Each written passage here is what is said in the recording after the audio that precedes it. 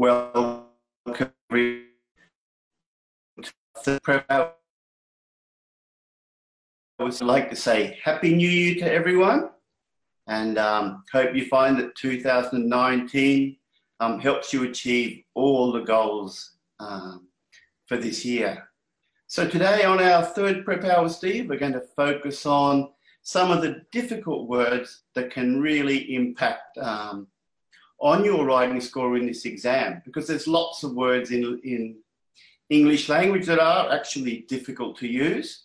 And today we're going to focus on words which are commonly used when writing medical referral letters.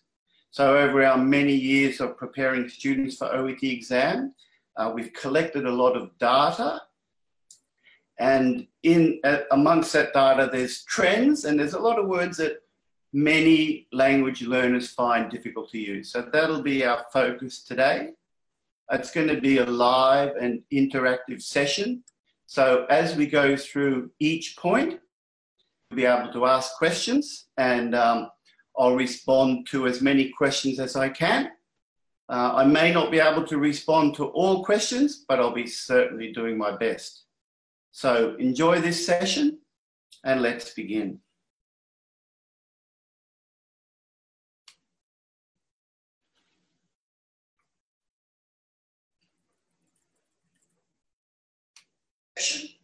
And let's begin.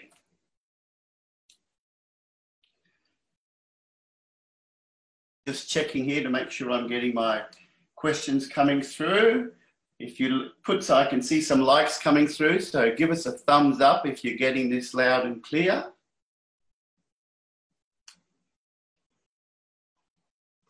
And I'll just do a little tech check here for a moment. So for the first questions coming up.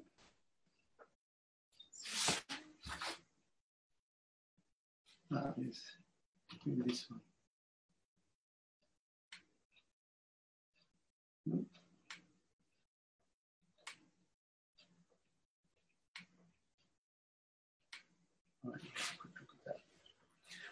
We'll just get our questions coming up in the background because we've got multiple screens going on here in this live session. But we are ready to go.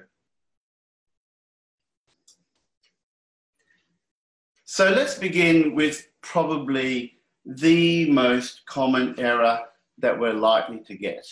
So we have the word advice versus advise. Now this probably ranks as number one in the most common error that language teachers see when they're providing correction to students. It's just one of those words that is challenging and a bit hard for students to use properly. So it's very important to get this one correct.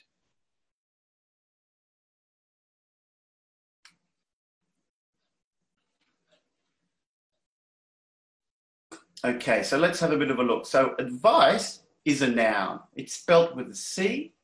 I'll just bring up my little pointer here so we can see this.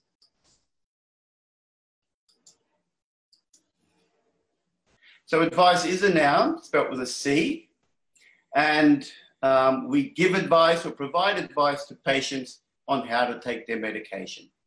Advise, which has that Z sound, advise, is a verb. We advise patients on how to take their medication. So here it's an advise. So we give advice or we advise. Pronunciation of the two words is different, as I said. So here's a little tool to help you remember it. Advice, like ice, is a noun. That's all you have to remember. Whereas advise, like exercise, I exercise every day. Advise, like exercise, same pronunciation, is a verb. Now, if you make an error with this one, you might think, well, it's just a spelling error. I misspelt, and maybe you use advise as a noun, but you spell it with the S. You might think, oh, it's just a spelling error. It may not be that significant. But actually, if you do that to a native reader, it's more of a word form error. So that's more significant. So it is important that we get that right. So the noun, and extra things to know about this. the noun advice is uncountable, so it can't be used in a plural form. So we can't use advices, which is something we commonly see. That's incorrect. And we can't use an article, an advice. We can say some advice, but quite often we simply say, I provided advice. So we don't need any article before it. All right, let's look at some common errors. And this is where I'm going to get you guys to see if you can tell me what's wrong here, and you can type in your comments. So look at the first one. It would be greatly appreciated if you could advise his parents regarding the recommended vaccines for both children. So if you can type in there in your comments, and I'll just have a bit of a look there and see if I can bring the comments up. So welcome to send in a comment now if you can. What's wrong? Can you see the error? It would be greatly appreciated if you could advise the patient. So you probably can see it. If you want to comment on how to fix it, you can do that now. So we've got this word. It's pretty obvious after the explanation that I gave. How do we fix this? And Jane, well done, Jane, and well done, Manal. Yes, Dashani's used the C, but no. In this case, if you could advise, this is a verb, everyone. So this is wrong. So when we type this one out, we have to do, I'll just do the short form. If you could advise, everyone. If you could advise his parents. So that's very important. That's the verb, right? So if you could advise the parents. You could also say, another way we could write this if we used a noun, if you could provide. But we provide something, so we provide a noun. If we could provide advice to his parents. And that's a little bit more formal. They're both correct. They're both equally good. The second one does add a degree of formality to it.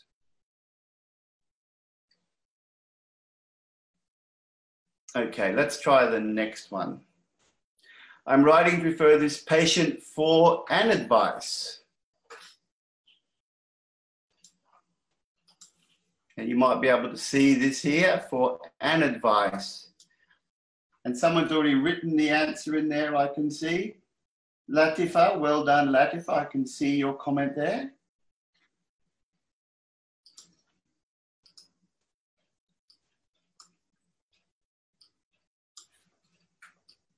We just simply remove the article. That's all we have to do. For advice. I'm writing to refer this patient to you.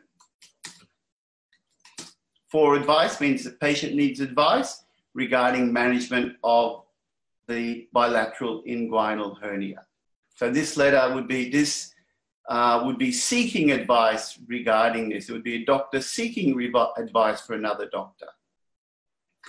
Okay, I gave an advice to the patient regarding her medication.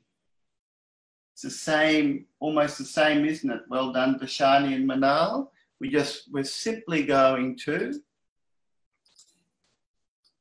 cross out these, cross out the and, we don't need it. I gave advice, so same. So we don't use the article there, everyone. And the last one, please advise the patient on how and when to take their medication. Again, looking for a comment to come through. Latif has written, I gave advice to the patient, or I advised the patient. Excellent, excellent. I gave advice.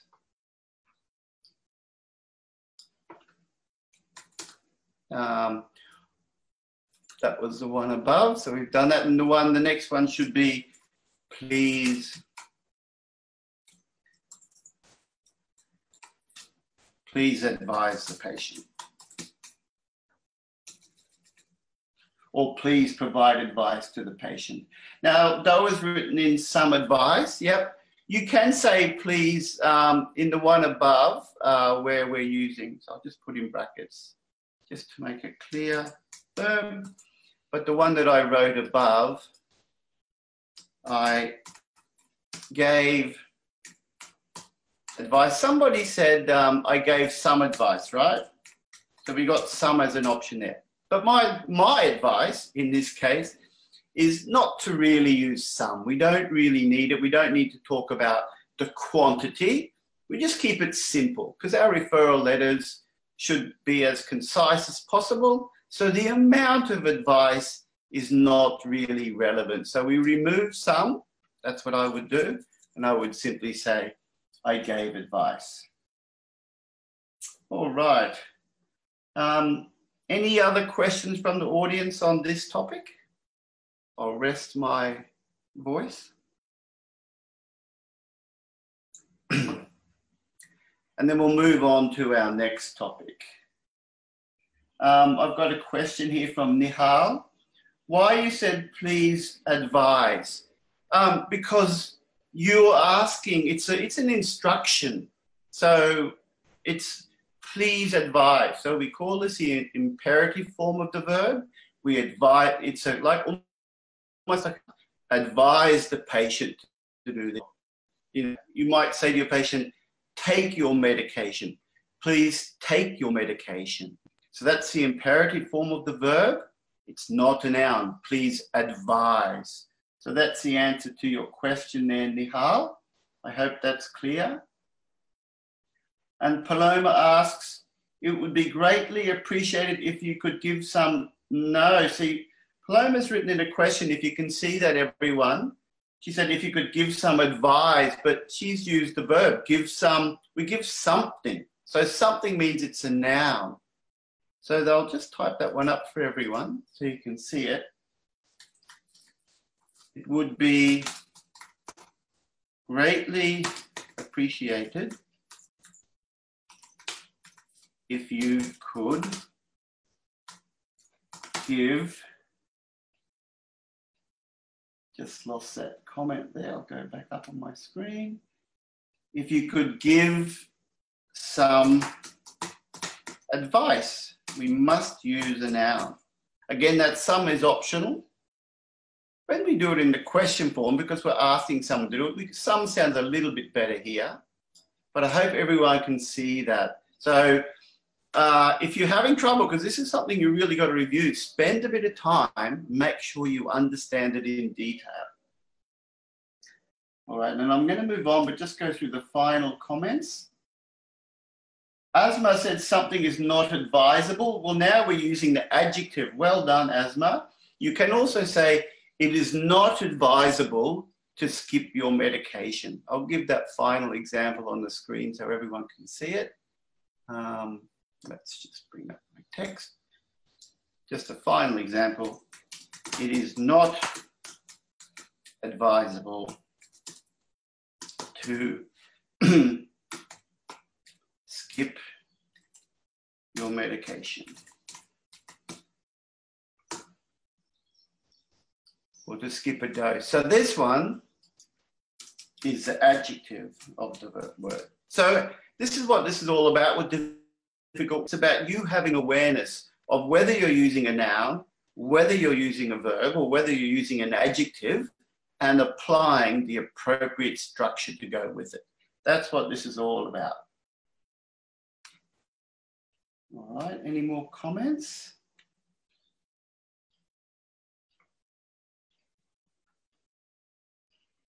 Deshana says, what are the prepositions for advice and advise? Okay, another good question. I'll just put it. Could you please provide advice on appropriate treatment? So we provide advice on a topic. Okay, we could also use about, but on works well in this case.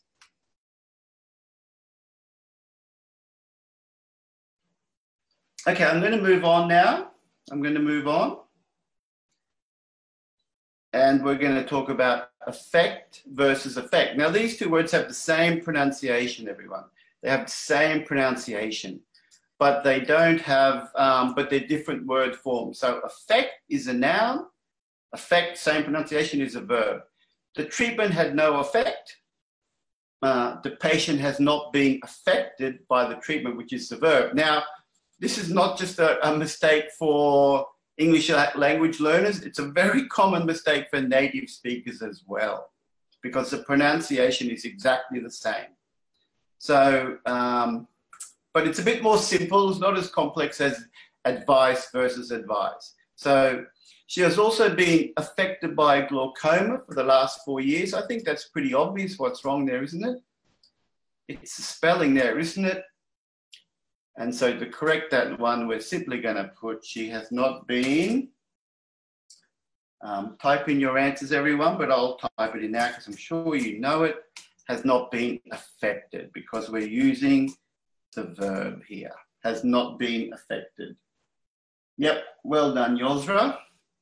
And the next one, the side effects of this medication are unknown. So in that case, we're going to say the side effects, isn't it? Because it's a noun.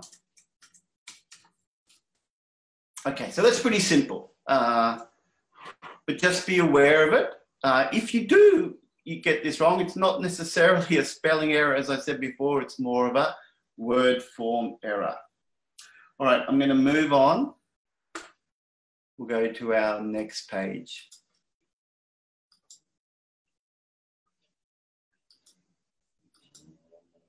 Okay, very, very common. This is right up there with advice versus advise. We have complain versus complaint. So complain is a verb one. The patient complained of severe abdominal pain. That is a verb. We've got our subject, verb, and object. So it's obviously a verb there. But complained is a noun. So the patient presented with a complaint of severe abdominal pain. Exactly same meaning. Both are equally effective. But when we put a T on the end, the complaint, it becomes a noun. That's what we need to know. A complaint is a countable noun, so it can be used in the plural or singular, plural form or singular with an article. And the main prepositions that we use with complain are of and about, and I'd say of is the most common. Mr. Cochrane presented with complaints of nausea, headache and fever. That's our noun form. Or Mr. Cochrane complained of nausea. That's our verb form. Mr. Cochrane complained about his lack of progress, so we're complaining about something. So about's a bit more preferable in this context. All right, and we'll go through some of the questions now. Some people are already putting in some answers. I'll just go through a question there.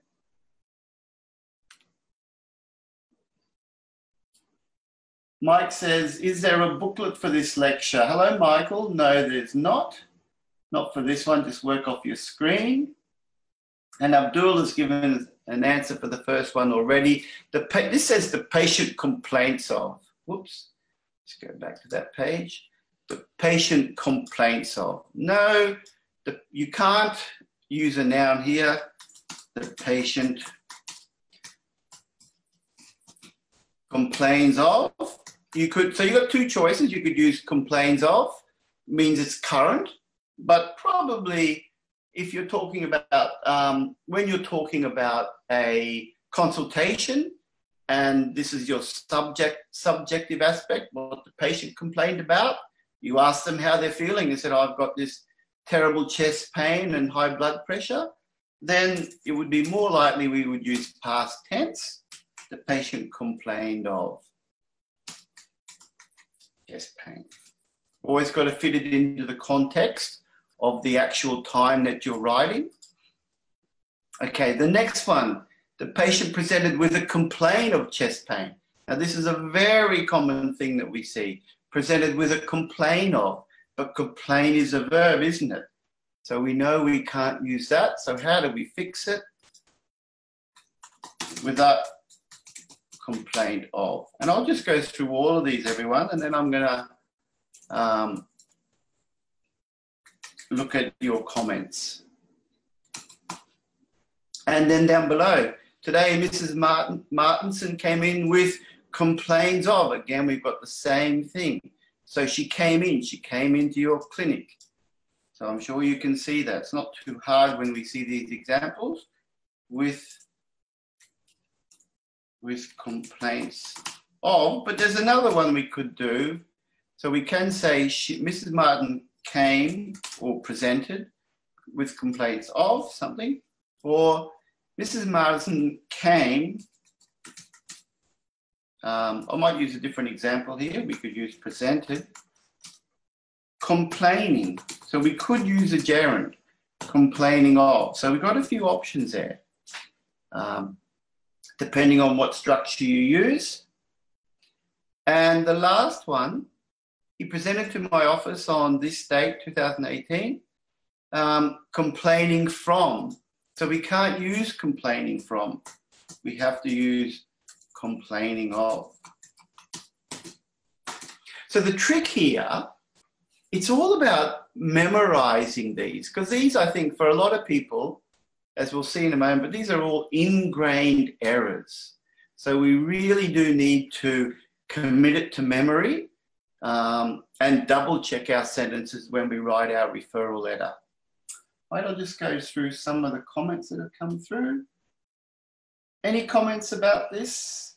Looks like people are getting the right answers there, I can see. All right, so just remember, lock this one into your memory because if you do make these errors, it's a sure sign that you're lacking a bit of confidence in the correct word form to use. And if you want to write it, at a high level, you need to be able to avoid these common errors. Let's continue.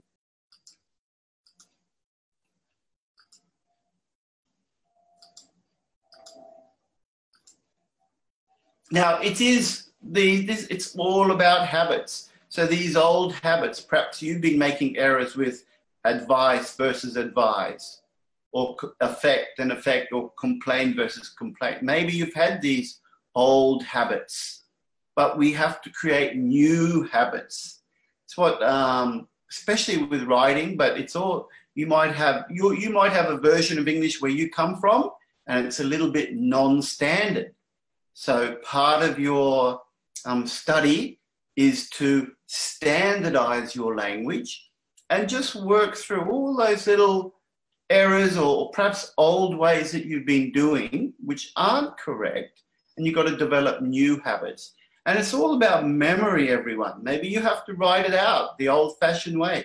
You might have to write out those sentences multiple times so that the new habit is the one that becomes ingrained. So it's all about change. Just like when you talk to your patients, maybe they have bad habits with their food or exercise or cigarettes or anything like that, and they've got to change those habits. It's not easy, but it is important. So that's your challenge. Here's a couple more issues or a couple more common errors. So the patient requested for new dentures. Can anyone see what's wrong there? The patient requested for new dentures. And I'll just wait for a comment to come up.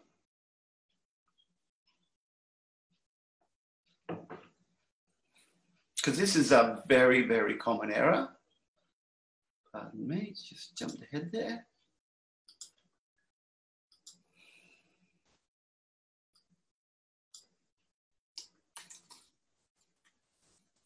Patient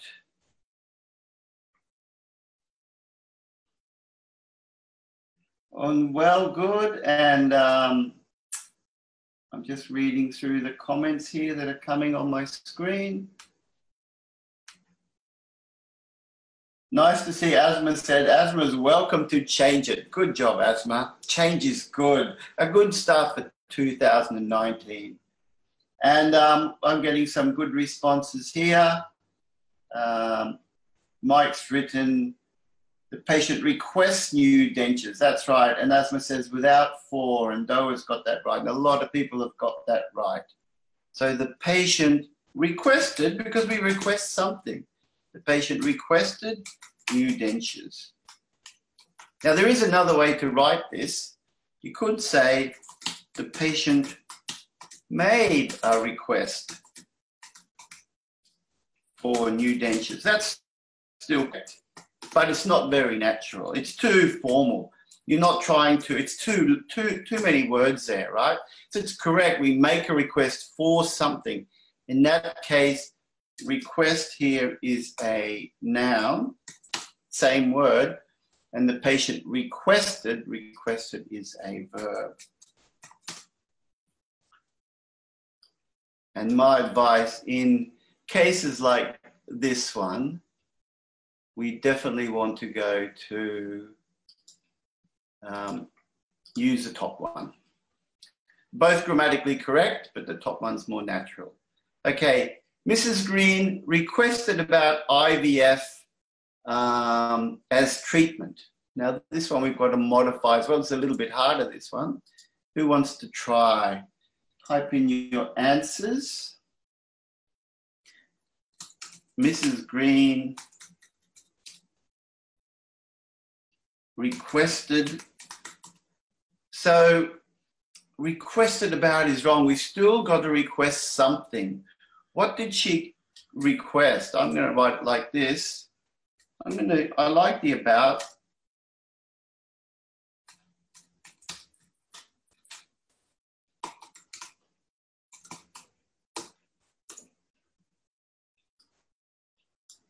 So she requested something, everyone.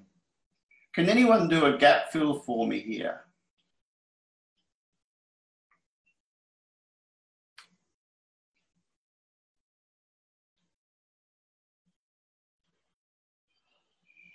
Just wait for those comments to come in. Mrs. Green requested something. We can put a word. So I've got an answer from Asma, requested an IVF treatment. So no, we can't say an IVF because treatment, it's only one treatment. So we generally use this word as an uncountable noun. So she requested IVF treatment.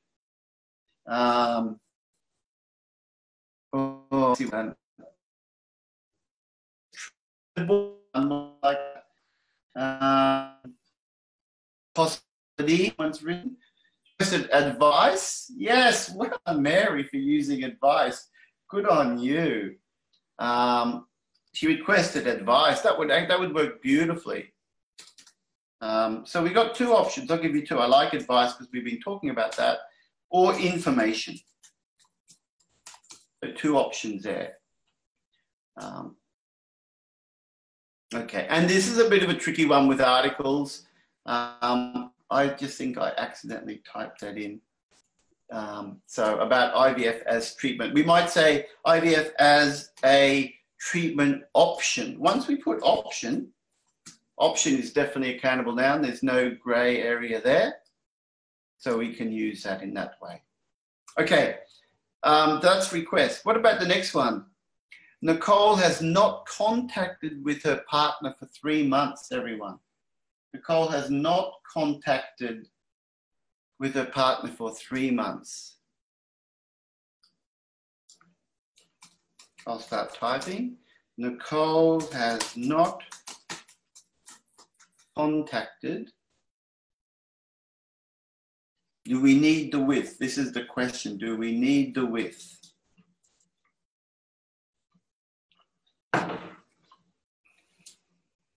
Yeah, I can see some answers about to come through. So, has not contacted her partner. That's all we do. So we contact someone. The other option is Nicole, I'll just do the short form, has not made contact with her partner.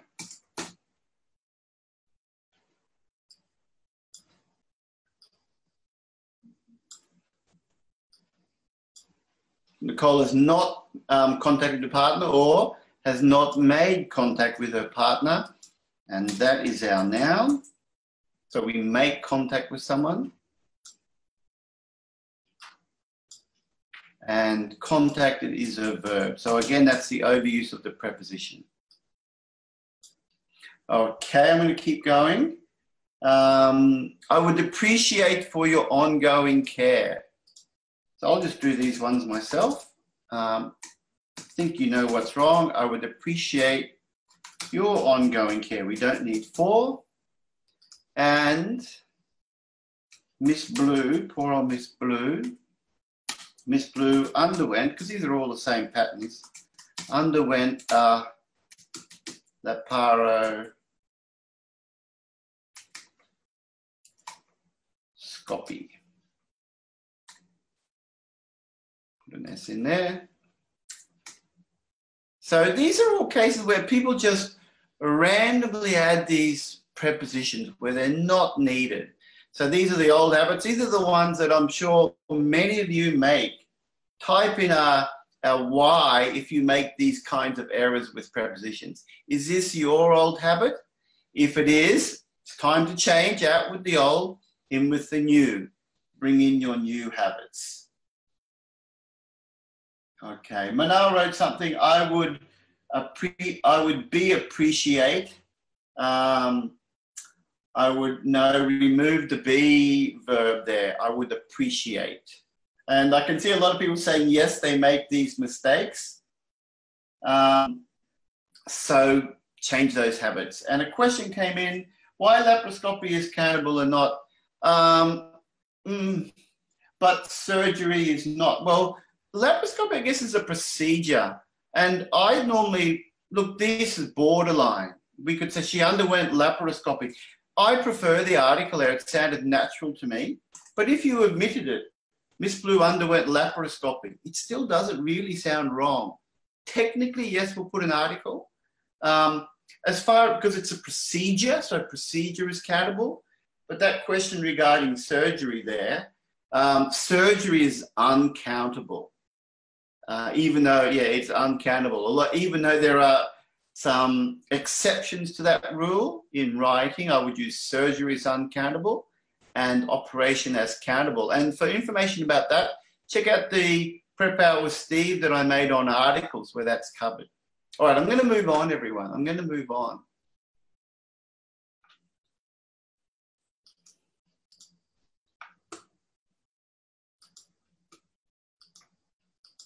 Okay, so here's some tricky ones, everyone. I'm going to keep the pace up here a little bit.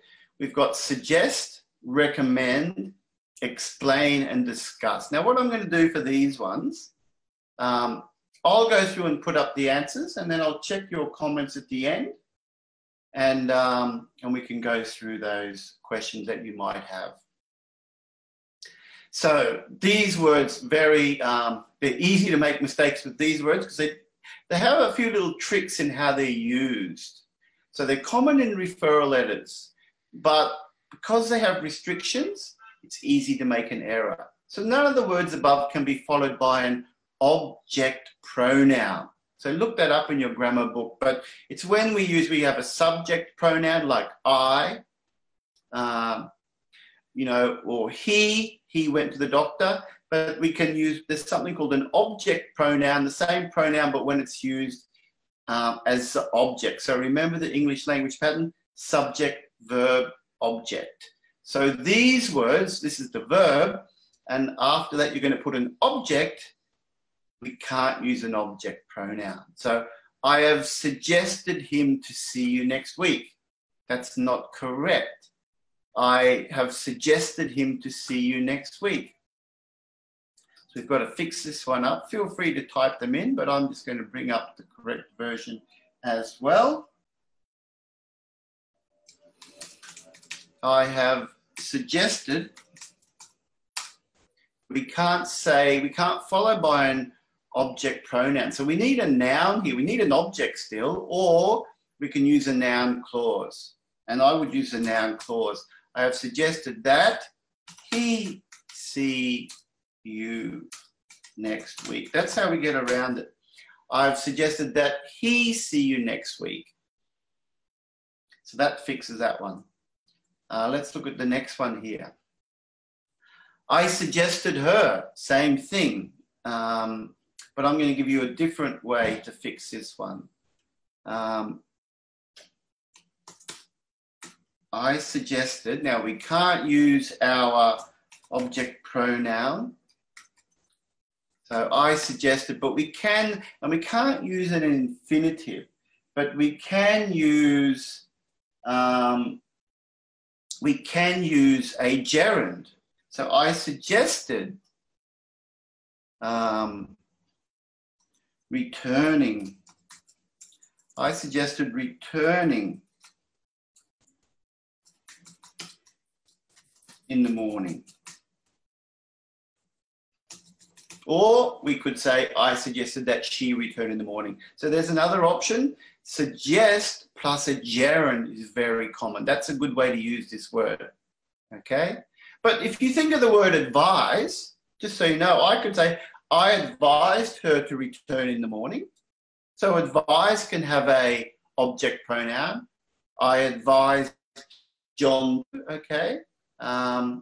Or I advised him to, I advised her to. So advise acts differently to suggest or recommend, and that's the key point you have to remember. You have to know how to use these words. So then we come to the third one.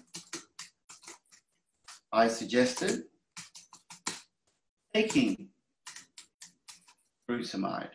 Again, we're using our gerund. And if you write like this, it really shows your examiners and your reader that you do have quite a wide range of knowledge and understanding. So these phrases are really impressive if you use them.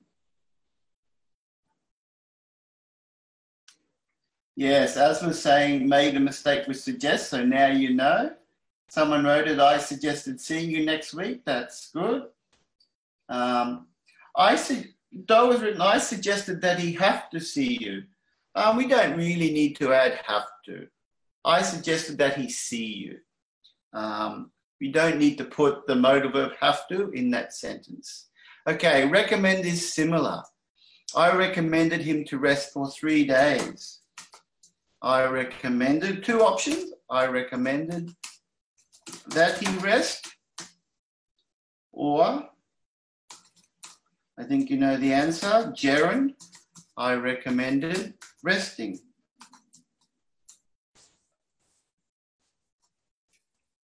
So there's your options. I recommended resting.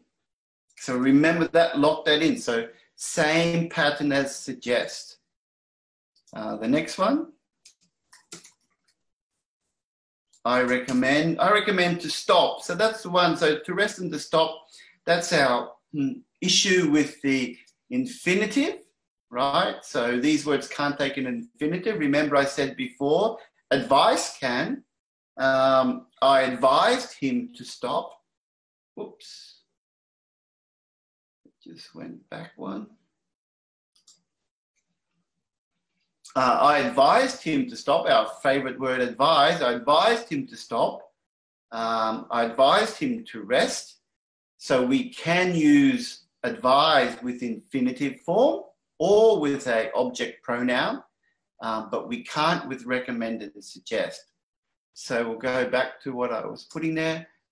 I recommended stopping medication X. Okay.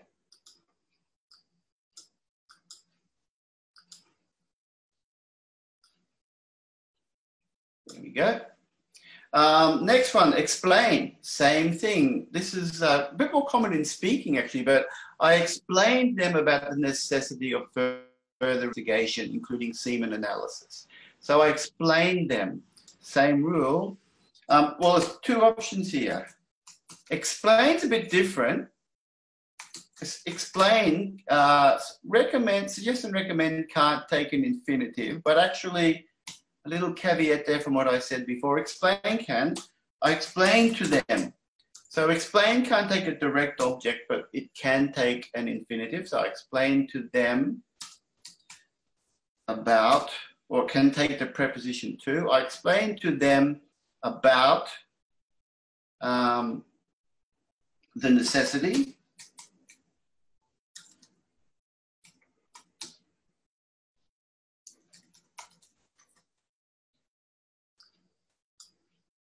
So in this case, or you could say I explained, this is probably best, I explained to them, I would put the preposition, I explained to them about the necessity. So we can't follow it with an object pronoun. That's the rule. So them is for two people, in this case, the couple. So we don't explain somebody, we explain something. And the next one's a bit similar. I have already explained the couple. No, you can't explain the couple. We're going to put this one. We're just going to remove that. And I can write this as I have already explained about, I might use about here, about the importance of. We explain about something. And discuss, I'll keep moving. I have discussed him. We don't have a object pronoun. I have discussed, straight to what we're to our noun. I've discussed the benefits of quitting smoking. Now, just so you understand the difference, I could say I have told him about. Quite similar to explain, but I've told or to discuss. Told can be followed by the object pronoun him. So that's what you got to remember, everyone. These words suggest, recommend, explain, discuss, have special use.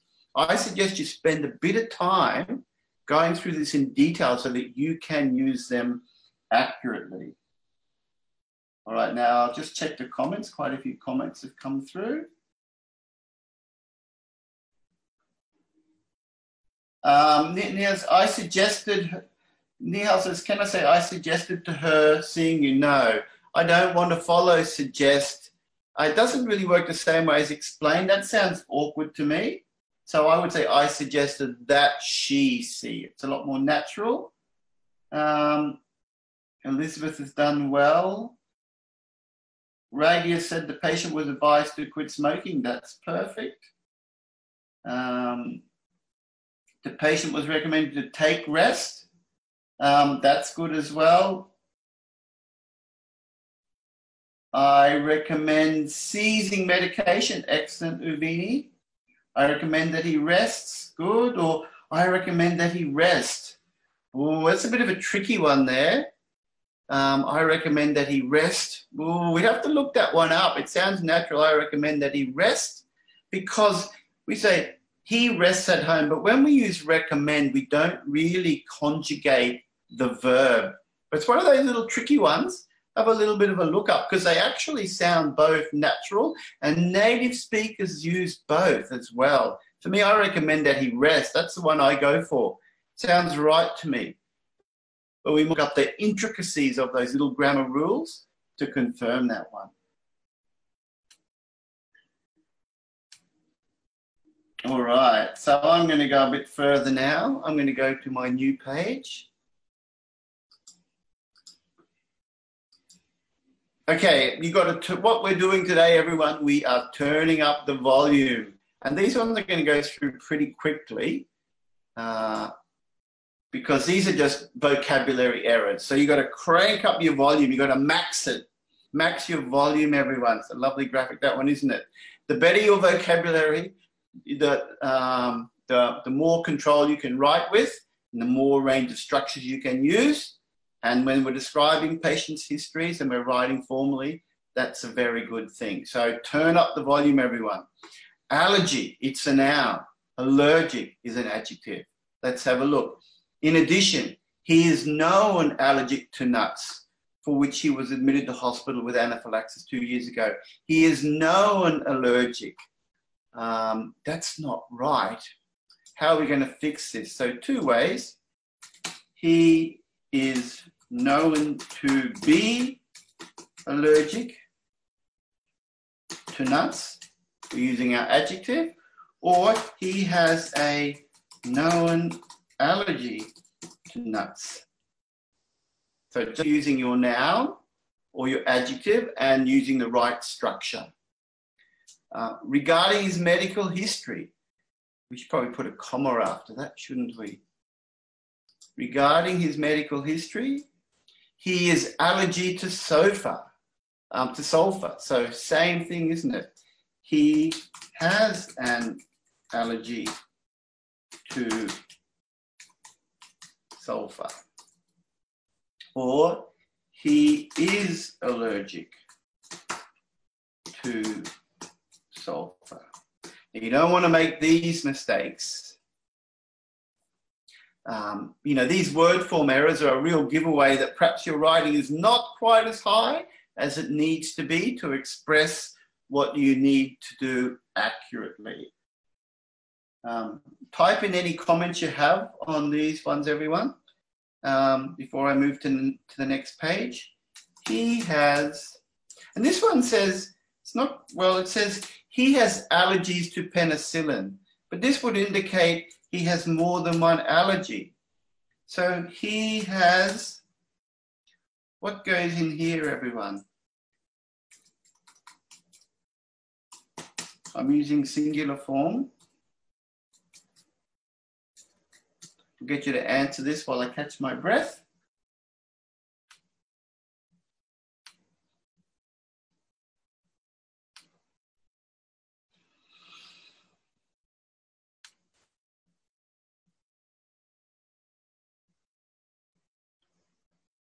He is good. I'm getting some good answers there. Hello to Mohab. Allergic to eggs would be good. Thank you, Mary. He has an allergy. Because the other thing about allergy, it's also a countable noun. So get this word right, because quite often your patients have allergies and you need to be able to express that clearly. All right, let's move on.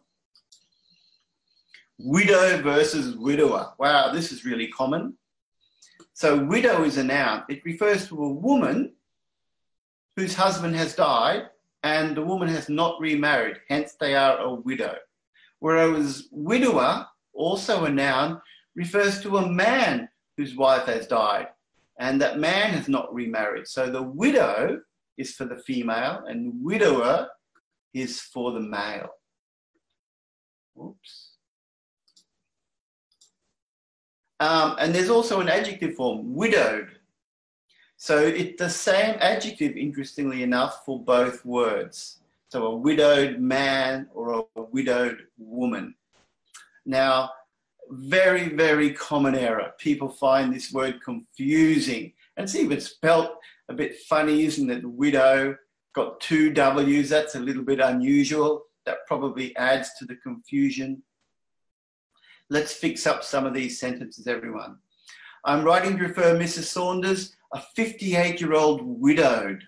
A 58-year-old widowed. Well, that's an adjective and it's got an article.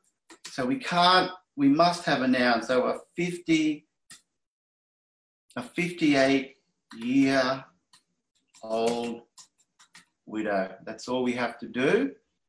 We could say 58-year-old widowed something, but you need a noun because of that article. So you could say a widowed woman, or you could give some other description, a 58-year-old widowed mother of 2 children, for example.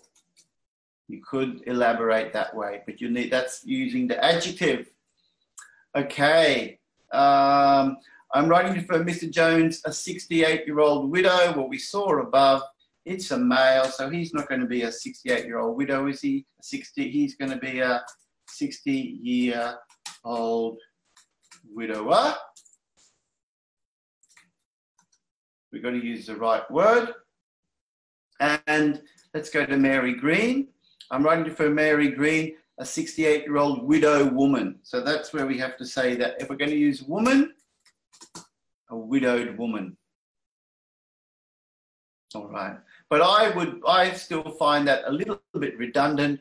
The name's Mary. It's relatively obvious that that's a female. So I would simply say a 68-year-old widow as the best option. You just say one word. And the last one, and I'm going to see if anyone can pick this. It's not so much a grammar error. It's more of a, what's the word? More of a convention of language use. I'm writing to refer Miss Stewart.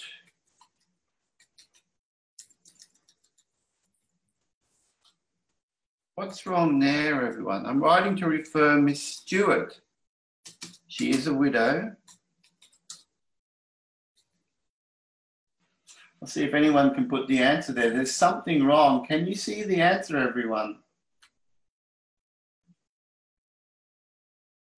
What do you think about this last one?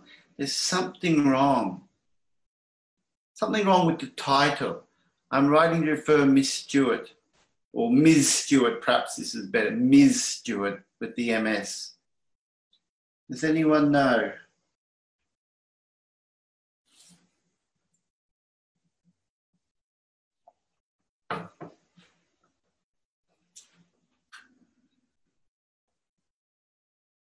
Yeah, something's wrong with that. Not a child because she's got, it's old enough. Yes, Mary's got it, as has asthma. It's Mrs.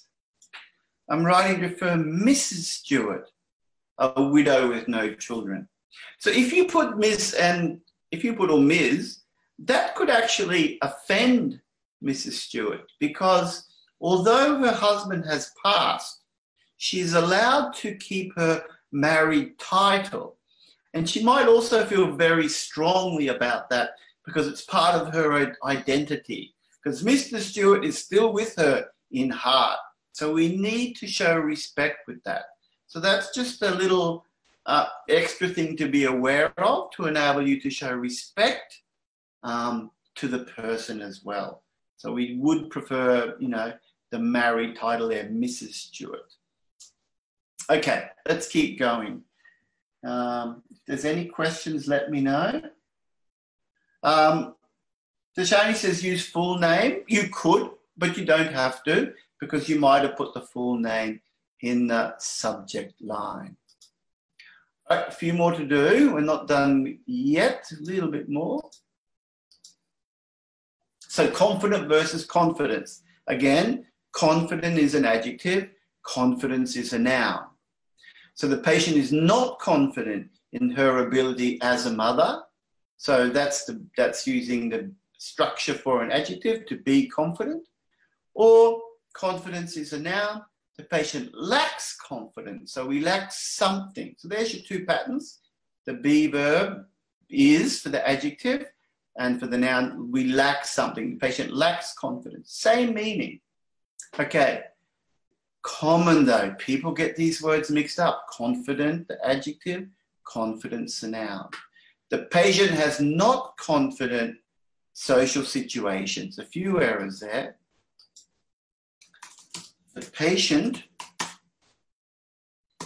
is not confident in social situations. That would fix that up. The patient is not confident in social situations. Or, same pattern we saw above, the patient lacks confidence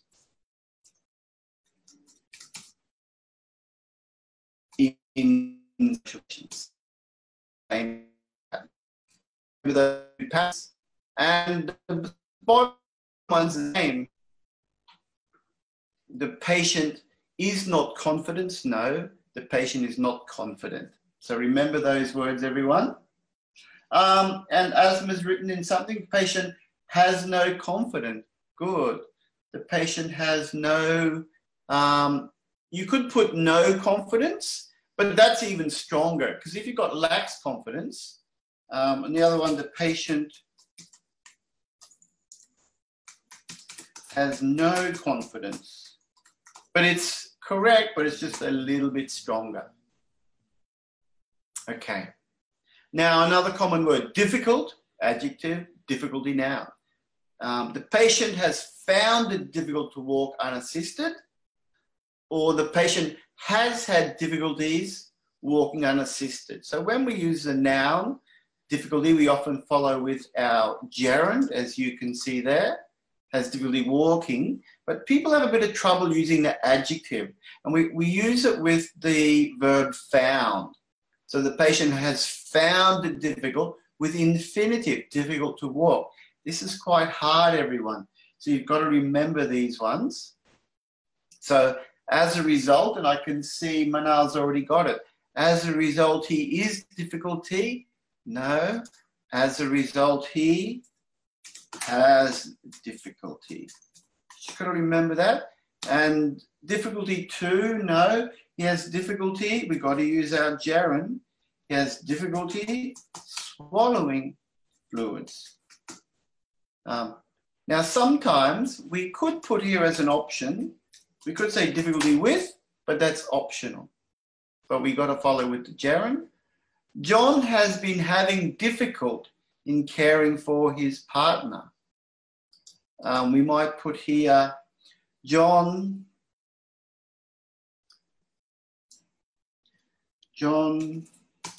has had, I'm going to use the adjective, John has been finding it difficult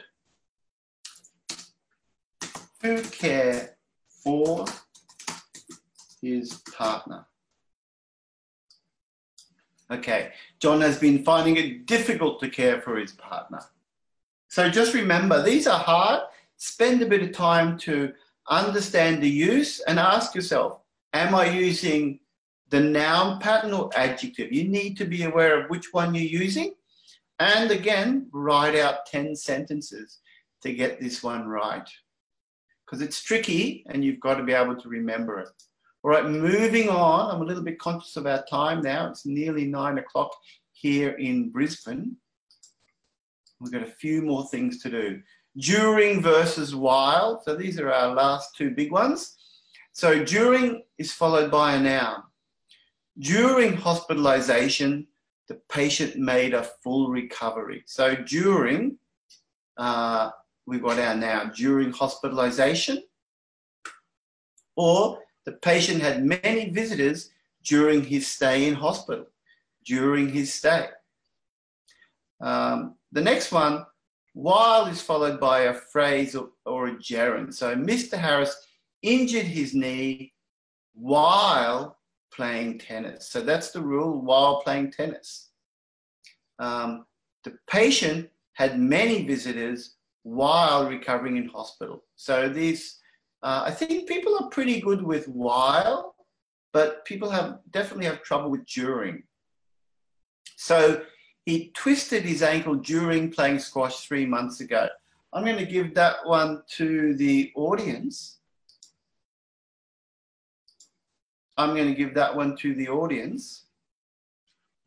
He twisted his ankle during playing squash 3 months ago. So can you correct this one? Latif says, can we say difficulty in swallowing? Yes, just going back to that previous one, difficulty in swallowing, yes. I probably prefer with though, but yes, in would be okay. Now I'm leaving it, type in, let's see who can fix this one. He twisted his ankle during playing squash 3 months ago.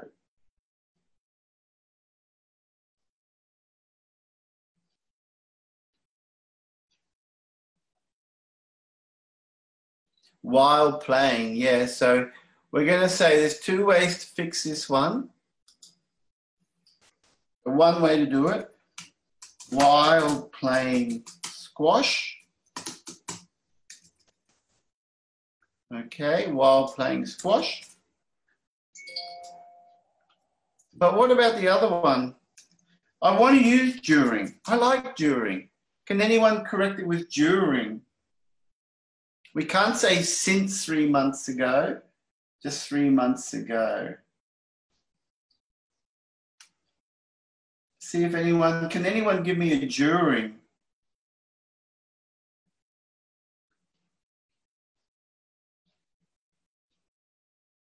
During what, everyone? During something 3 months ago. During what?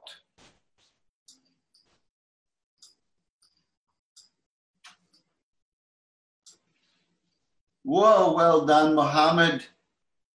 Mohammed's got it. It's a game. We needed the noun, see? So during a squash game. There you go. During a squash game. So you've got to get a little bit creative when you do this. You've got to come up with a noun.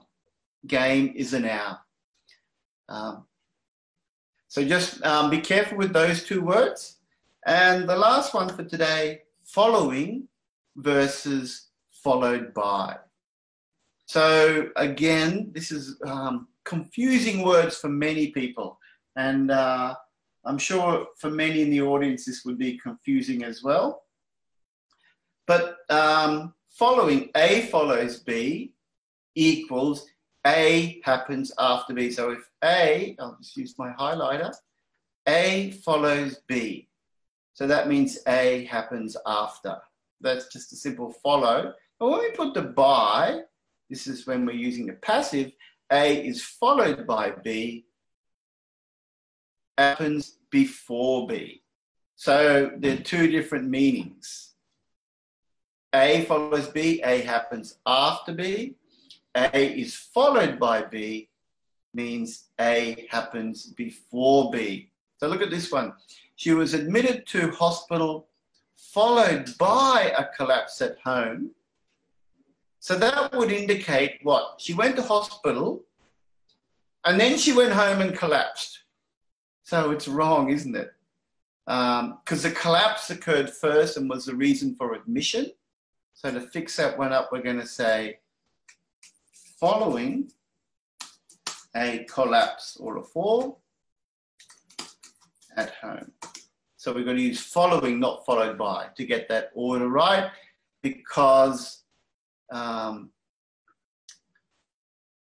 happens after B. So she was admitted to hospital, that's A. The admission happened after B, the collapse at home. So the admission happened after. And the B is the collapse. And she requires a mastectomy following by immediate reconstructive surgery. So in this case, the patient undergoes a mastectomy. What happens next? In this case, we're going to say followed by the surgery.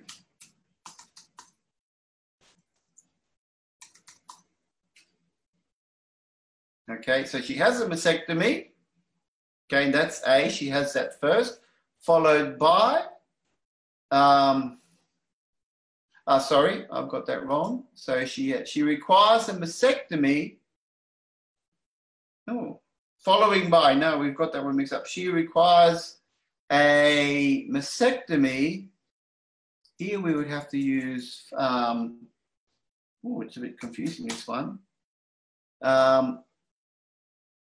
Yes, followed by the surgery. I'm getting mixed up. The mastectomy is the first procedure, and the second procedure is the reconstruction. So that's correct.